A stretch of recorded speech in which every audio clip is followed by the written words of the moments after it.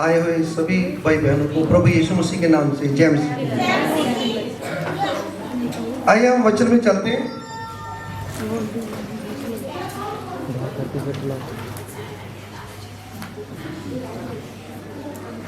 यूहन्ना की पुस्तक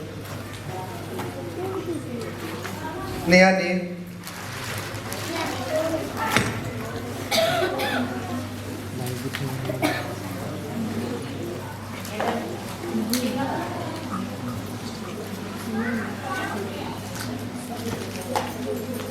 यूहन्ना की पुस्तक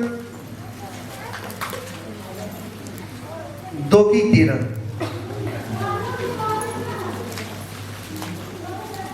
हाँ जी देखेंगे यूहन्ना की पुस्तक 2:13। हालेलुया। यूहन्ना 2 उसके 13 आए। यहूदियों का फसह का पर्व निकट था और यीशु यरूशलेम को गया। उसने मंदिर में बैल, भेड़ और कबूतर के बेचने वालों और सराफों को बैठे हुए पाया। तब उसने रस्सियों का कोड़ा बनाकर सब भेड़ों और बैलों को मंदिर से निकाल दिया और सराफों के पैसे बिखेर दिए और पीड़ों को उल्टा दिया और कबूतर बेचने वालों से कहा, इन्हें यहाँ से ले जाओ, मेरे पिता के घर को व्यापार का घर मत बनाओ। सुनिए परमेश्वर के वचन में क्या लिखा है। परमेश्वर का वचन ये बता रहा है कि प्रभु यीशु मसीह जब हैकल में गए तो वहां पे बहुत से लोग हैकल में बेच रहे थे बैल, बकरियां और कबूतर। तो प्रभु यीशु मसीह ने उनको भगाया वहां से और बताया गया कि उन्होंने रस्सी का घोड़ा बना लिया, उनको मारा सभी को कि भागो यहां से, क्या तूने मेरे पिता का घर वो बार बनाया हुआ है यहाँ पे। और यहाँ पे एक शिक्षा मिलती है इस वचन से। बहुत से लोग हैं और आज भी ऐसे जब जाते हैं तो वो सोचते हैं कि पता नहीं हम परमेश्वर के घर में जाएंगे तो जो भेड़ लेके जानी है उन्हें बड़ी लेके जानी है, तो बड़ी लेकर बैठ जाएंगे तो तभी हमारी प्रार्थना सुनी जाएगी। उस जगह पे भी क्या हो रहा था, वहां के जो जाजिक थे उन जाजकों ने वहां पे खुद दुकानें लगवाई हुई थी। बैल और बकरियां और कबूतर वहां पे बिक रहे थे।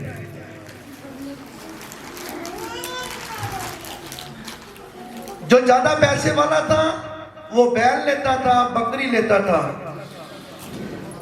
जो जिसके पास थोड़े पैसे होते थे वो बकरी और कबूतर लेते थे। वहां पे चढ़ाया जाता था। पवित्र बाइबल में लिखा है।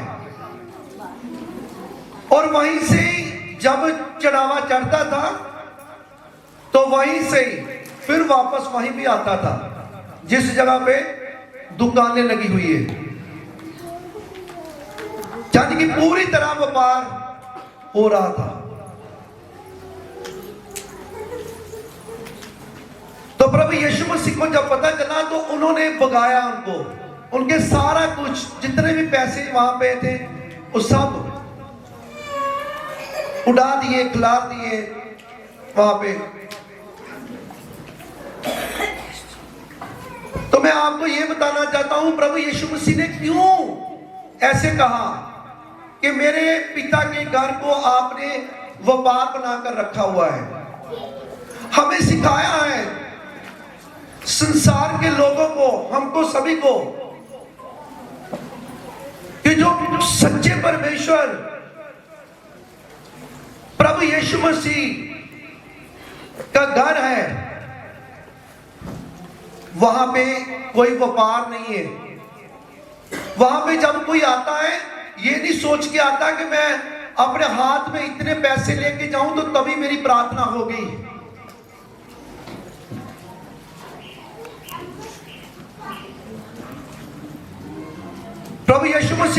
में जब कोई आता है तो खाली में जब जेबे आ जाता है तो उनकी भी प्रार्थना की जाती है, और जब की जाती है तो सुनी भी जाती है यीशु मसीह के नाम से।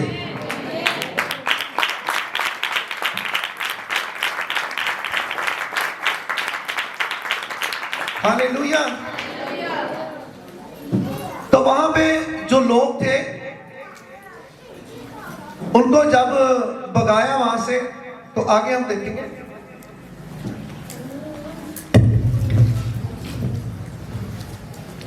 सारा आयत, तब उसके चेलों को स्मरण आया कि लिखा है, तेरे घर की धुन मुझे खा जाएगी। फिर चेलों को याद आई परमेश्वर प्रभु यीशु मसीह की बातें। तो क्या लिखा है कि तेरे घर की धुन मुझे खा जाएगी। आगे। इस पर यहूदियों ने उससे कहा, इस पर यहूदी लोग वहां के वो कहने लगे, तू जो ये करता है तो हमें कौन सा चिन्ह दिखाता है? तू हमें कौन सा चिन्ह दिखाता है? यीशु ने उनको उत्तर दिया, प्रभु यीशु मसीह ने उन यहूदियों को उत्तर दिया, इस मंदिर को ढा दो। इस मंदिर को कहते ढा दो, और मैं इसे 3 दिन में खड़ा कर दूंगा। कहते मैं इसको 3 दिन में खड़ा करूंगा।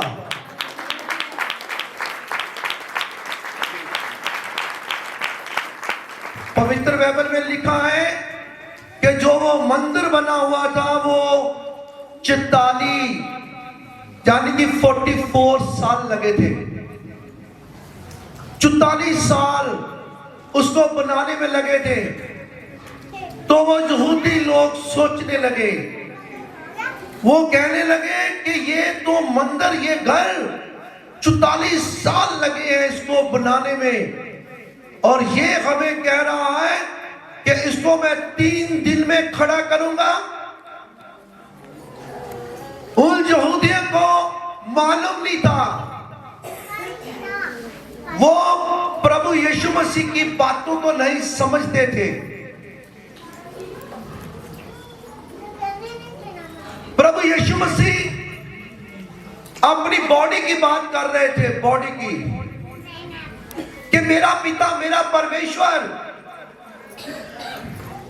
इसे 3 दिन में खड़ा कर सकता है।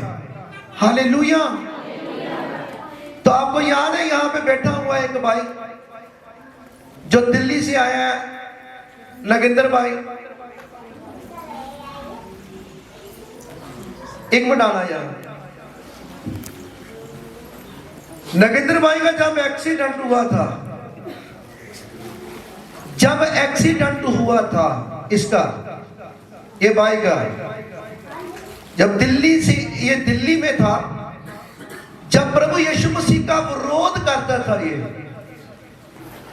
घर वाले मानते थे लेकिन ये विरोध करता था प्रभु यीशु मसीह का। जब इसका एक्सीडेंट हुआ, तो जब इसका एक्सीडेंट हुआ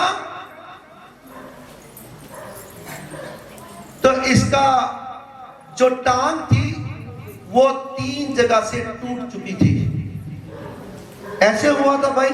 ऐसे ही हुआ था भाई, 3 जगह से पैर एक फ्रैक्चर था और 2 जगह से हाथ।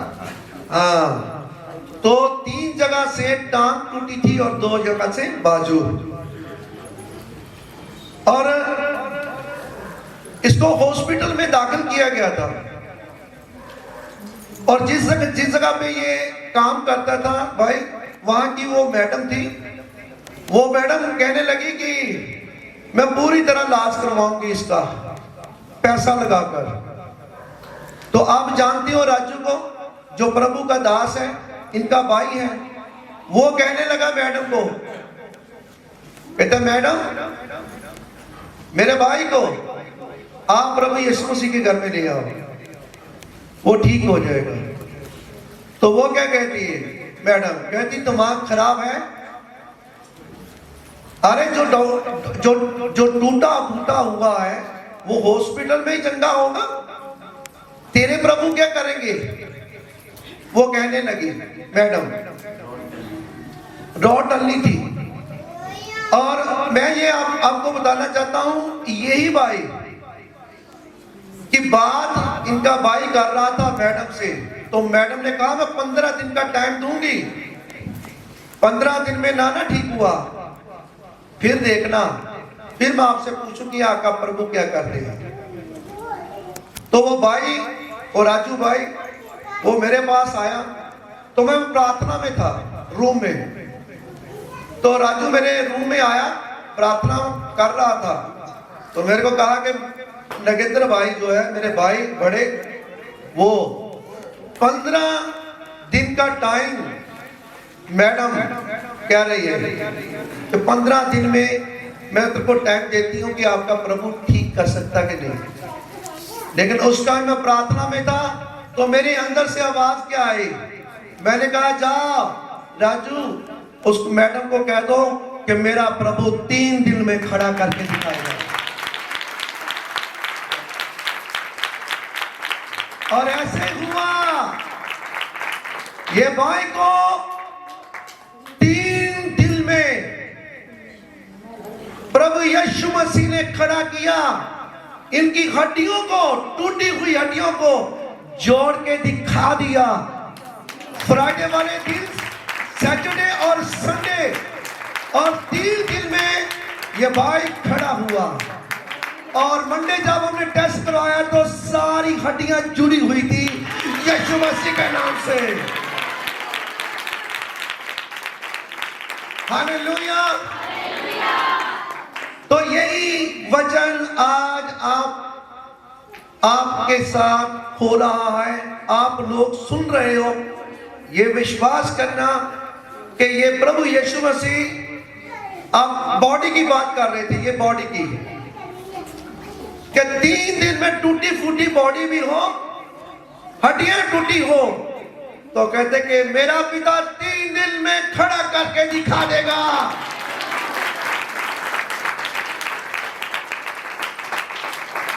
हालेलुया। वहां के जो याजक थे, हैकल में जो याजक थे, वो उन्होंने सुना, उन्होंने देखा, तो क्या कह रहे हैं, इसको रिपीट कर देना। इस पर यहूदियों ने उससे कहा, तू जो ये करता है तो हमें कौन सा चिन्ह दिखाता है? यीशु ने उनको उत्तर दिया, इस मंदिर को ढा दो और मैं इसे 3 दिन में खड़ा कर दूंगा। यहूदियों ने कहा, इस मंदिर के बनाने में 46 वर्ष लगे हैं और क्या तू इसे 3 दिन में खड़ा कर देगा? परंतु उसने अपनी देह के मंदिर के विषय में कहा था। अपनी देह के मंदिर, यानी कि ये बॉडी, ये मंदिर है, आपकी बॉडी परमेश्वर का मंदिर है, इसकी बात कर रहे थे प्रभु यीशु मसीह। आगे, अतः जब वे मुर्दों में से जी उठा तो उसके चेलों को स्मरण आया कि उसने ये कहा था। मैं आपको ये बताना चाहता हूं कि चेले जो साथ थे, उन्होंने ये हैकल में बात सुनी थी, ये कहते हुए कि मैं ये मंदिर को, सभी को, मंदिर, सारे मंदिर को ढा दो और इसको मैं पूरी तरह 3 दिन में खड़ा कर दूंगा।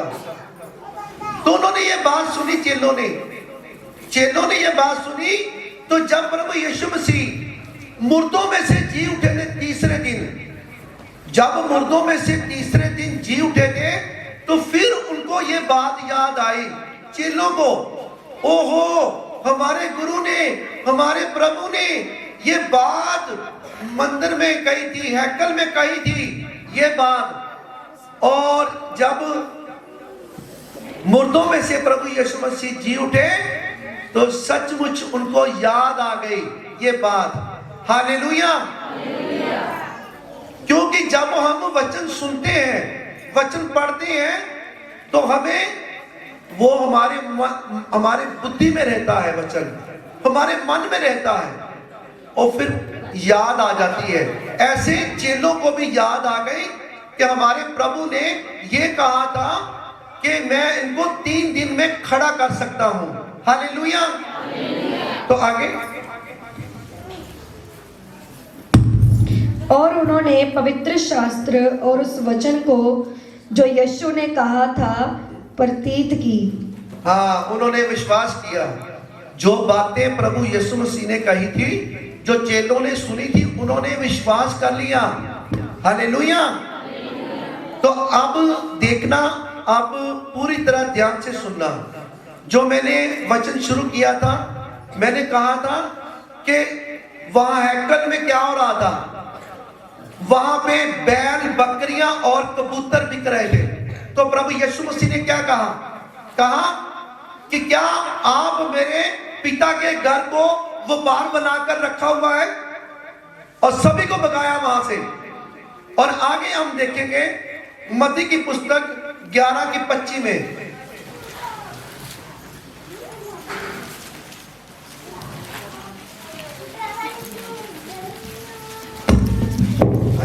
मत्ती 11 उसकी 25 आयत। उसी समय यीशु ने कहा, हाँ, हे पिता, हे पिता, स्वर्ग और पृथ्वी के प्रभु। हाँ, हे पिता, पृथ्वी और स्वर्ग के पिता, मैं तेरा धन्यवाद करता हूँ मैं आपका धन्यवाद करता हूँ कि तूने इन बातों को ज्ञानियों और समझदारों से छिपा रखा, ज्ञानियों और समझदारों से छुपा कर रखा और बालकों पर प्रकट किया है। बालकों पर प्रकट किया है, यानी कि बच्चों के ऊपर आपने प्रकट किया है। और ज्ञानियों और बुद्धवान जो है उनको उनसे छुपा कर रखा है आपने। हालेलुया। जो परमेश्वर है वो किसके ऊपर प्रकट करते हैं? वो बच्चा जो मन का हलीम होता है, जो नरम स्वभाव का होता है, उसके ऊपर परमेश्वर मेहरबान होते हैं। आज भी ऐसे ही होता है। कृपा उसके ऊपर होती है, दया होती है, कृपा होती है। वो उसको शांति मिलती है, सुकून मिलता है, आराम मिलता है। उसका आगे वाला रास्ता भी है ना, जो जब उसने बॉडी छोड़नी है तो आगे जाना है, उसका आगे वाला रास्ता भी साफ होता है, वो स्वर्ग में जाता है।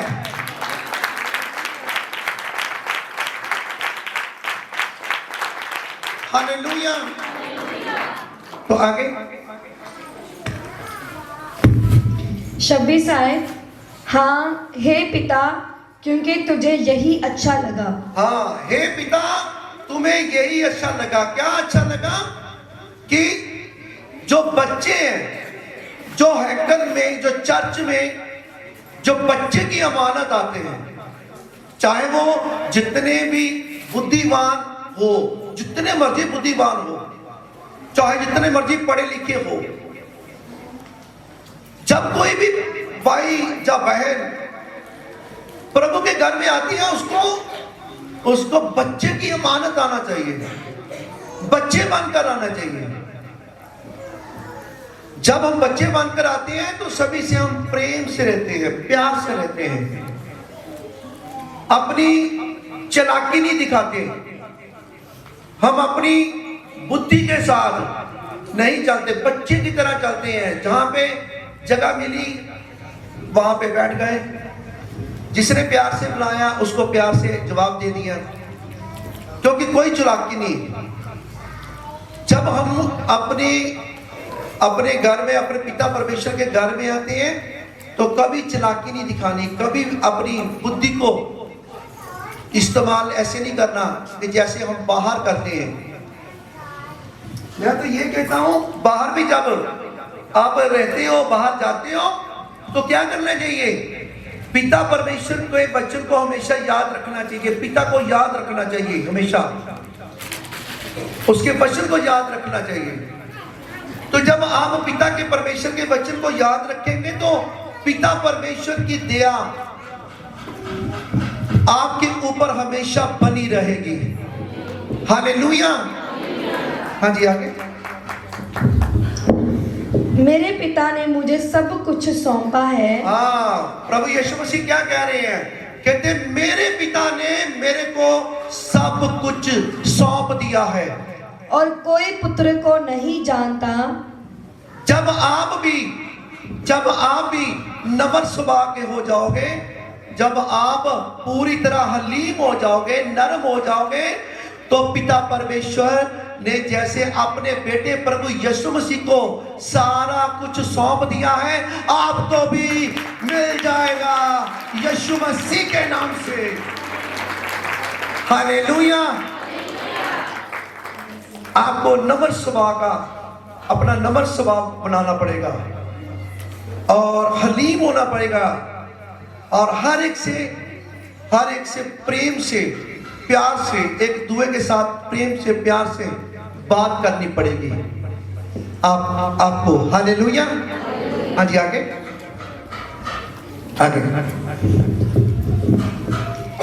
और कोई पुत्र को नहीं जानता, केवल पिता। और कोई पुत्र को कहते नहीं जानता, यानी कि प्रभु यीशु मसीह को नहीं जानता। हाँ जी, केवल पिता। केवल पिता। हाँ जी। और कोई पिता को नहीं जानता। हाँ, कोई कहते पिता को भी नहीं जानता, केवल पुत्र।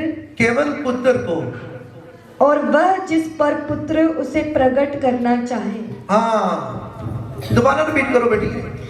और कोई पिता को नहीं जानता, कोई पिता को नहीं जानता, केवल पुत्र। केवल पुत्र, और वो जिस पर हाँ, पुत्र उसे प्रकट करना चाहे। हाँ, मेरी बात सुनो, यहाँ पे क्या कह रहे हैं प्रभु यीशु मसीह? वो कह रहे हैं कि पिता ने सारा अख्तियार मुझे दे दिया है, सब कुछ मुझे सौंप दिया है। बेटा चाहे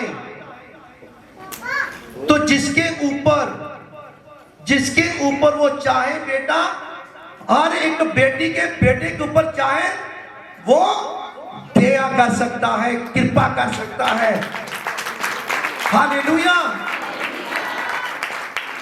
वो बेटे को अधिकार दिया है, पिता परमेश्वर ने अधिकार दे दिया अपने बेटे एकलौते पुत्र प्रभु यीशु मसीह को।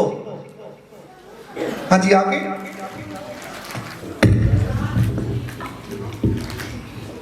28 आयत।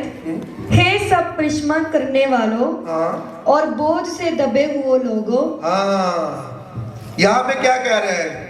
पर प्रभु यीशु मसीह कह रहे हैं कि हे बोझ के नीचे दबे हुए लोगों, हाँ जी, मेरे पास आओ, मेरे पास आओ, मैं तुम्हें विश्राम दूंगा। मैं तुम्हें क्या दूंगा? विश्राम दूंगा। जब हम प्रभु के पास आएंगे, प्रभु के घर में आएंगे, तो तभी हमारे को आराम मिलेगा, विश्राम मिलेगा, शांति मिलेगी, सुकून मिलेगा। जो हम प्रार्थना करेंगे वो प्रार्थना सुनी जाएगी जब हम प्रभु के पास आएंगे। कई क्या करते हैं? कई कहते हैं चलो ठीक है, घर में ही सोए हुए हैं तो प्रभु को कह देते हैं प्रभु हम सोए हुए हैं, तो जो हम मांगते हैं वो दे दो हमारे को। वैसे वो प्रभु ऐसे भी देने की ताकत रखते हैं, लेकिन परमेश्वर का वचन जो है, वो वचन को हमने मानना है। परमेश्वर का वचन क्या कहता है? कहता है परमेश्वर का वचन, हे सारे थके हुए बोझ के नीचे दबे हुए मेरे पास आओ तो मैं तुम्हें क्या दूंगा? मैं तुम्हें विश्राम दूंगा। तभी हमको आराम मिलेगा, तभी हमको शांति मिलेगी, सुकून मिलेगा, हमारी प्रार्थना सुनी जाएगी जब हम प्रभु के पास आएंगे। हालेलुया। ये नहीं कि चलो चर्च में ही हम प्रभु के घर में आए हैं तो प्रभु के पास हम बैठे हुए हैं। घर में भी आपने प्रभु के पास बैठना है, टाइम निकाल के। अपने घर में भी प्रभु के साथ टाइम देना है आपने। ये नहीं खाली चर्च में आए हैं तो चर्च में टाइम दे दिया प्रभु को तो बस। भाई रोज देना पड़ेगा, रोज देना पड़ेगा प्रभु को टाइम। अपने घर में भी कहीं जाते हो रिश्तेदारों के घर में 2-4-5 दिन के लिए, वहां पे भी अपने प्रभु को टाइम दीजिए। जब आप ऐसा नियम बना लोगे, जब ऐसा आप सोचोगे, तो ये वचन आपके साथ पूरा होगा। ये वचन आपके साथ पूरा होगा। वो कहते हैं, ये सारे थके हुए बोझ के नीचे दबे हुए मेरे पास आओ तो मैं तुम्हें क्या दूंगा? विश्राम दूंगा। कौन है जो बोझ के नीचे नहीं दबा हुआ? यहाँ पे संसार के बीच हर कोई बोझ के नीचे दबा हुआ है। कोई बीमारियों में जकड़ा हुआ है, कोई कर्जों के नीचे दबा हुआ है, कोई शैतान ने जकड़ा हुआ है पूरी तरह, कोई नशियों ने जकड़ा हुआ है। पता नहीं कैसे कैसे परेशानियां हैं, टेंशन है, जिन्होंने पूरी तरह दबाया हुआ है।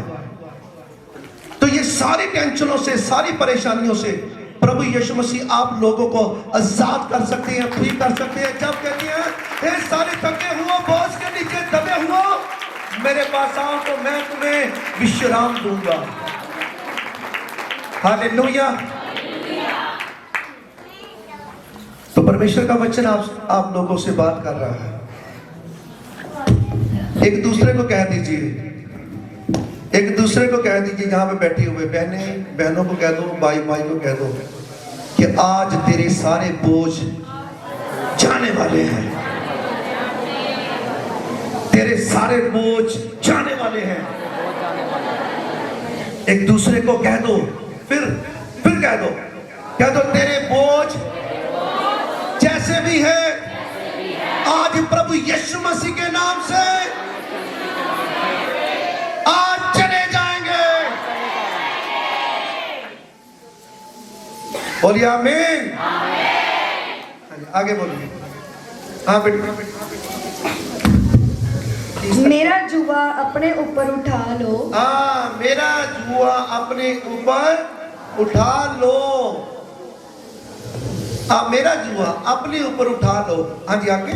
और मुझसे सीखो। और मुझसे सीखो। क्योंकि मैं नम्र और मन में दीन हूँ। हाँ, मन में दीन हूँ। कहते मैं नम्र हूँ और मन में क्या हूँ? दीन हूँ। पहले क्या दिया? मुझसे सीखो। हमने क्या है? हमने ये वचन से सीखना है, ये प्रभु यीशु मसीह से सीखना है। हमने क्या बनना है? हमने प्रभु यीशु मसीह की तरह क्या बनना है? नम्र, दीन। बोलिए क्या बनना है? किसकी तरह? और बाद में ये ना, यहाँ पे मैं देखूं कि कोई गुस्सा दिखाता हो किसी को ऐसे, फिर मैं पूछूंगा आपको, आपने तो कहा था मैं प्रभु यीशु मसीह की तरह नम्र बनूंगा, दीन बनूंगा। तो अब जो गुस्सा करने वाले, लड़ाई झगड़ा करने वाले ना, वो अच्छी तरह सुन लें कि जेकर आप प्रभु से आशीष लेना चाहते हो, बरकत लेना चाहते हो, शांति लेना चाहते हो, सुकून लेना चाहते हो, आराम लेना चाहते हो, तो आपको नम्र बनना पड़ेगा, दीन बनना पड़ेगा। अपने चर्च में भी और अपने घर में भी, अपने रिश्तेदारों के बीच भी, अपने मोहल्ले में भी। हालेलुया। तो परमेश्वर का वचन क्या कह रहा है? और तुम अपने मन में विश्वास पाओगे। हाँ, तुम अपने मन में क्या पाओगे? विश्वास पाओगे आप। कहते मेरा जुआ अपने ऊपर ले लो और मेरे से सीखो। मैं क्या हूं? मैं दीन हूं, नम्र हूं। और तुम अपने घर में क्या पाओगे? शांति पाओगे, सुकून पाओगे, आराम पाओगे। अपने घर में, अपने मन में, अपनी बॉडी के अंदर, अपने घर में, अपने परिवार के अंदर, अपनी फैमिली के अंदर, अपने भाई बहनों के अंदर क्या करो? शांति पाओगे, सुकून पाओगे, आराम पाओगे। हालेलुया। आगे। जुआ। हाँ, क्यों जो मेरा जुआ सहज और मेरा बोझ हल्का है। हाँ, मेरा जुआ क्या है? सहज और बोझ हल्का है। बोझ हल्का है। आपको शुरू किया था वचन कि कहां से शुरू किया था? वो हैकल में क्या कर रहे थे? वहां पे बिजनेस हो रहा था, बैल बकरियां कबूतर बिक रहे थे।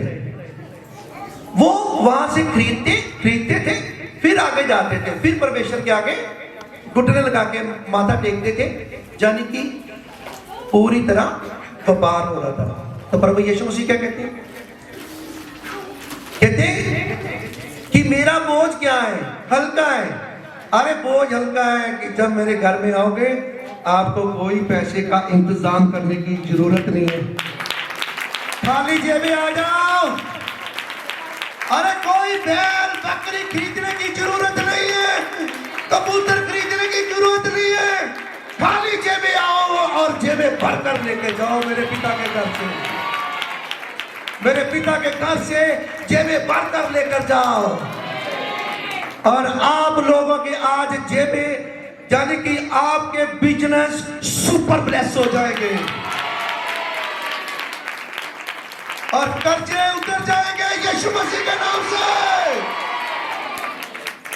आपके काम ब्लेस होंगे।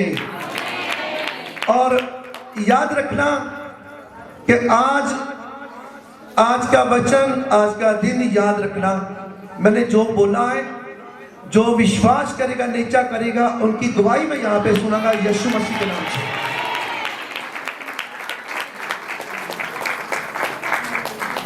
मैं विश्वास करता हूं आज का वचन आपकी जिंदगी में 100 गुना फल लेकर आया है और धरती की कोई ताकत आपसे चुरा ना पाएगी यीशु मसीह के नाम से। आमीन। हालेलुया।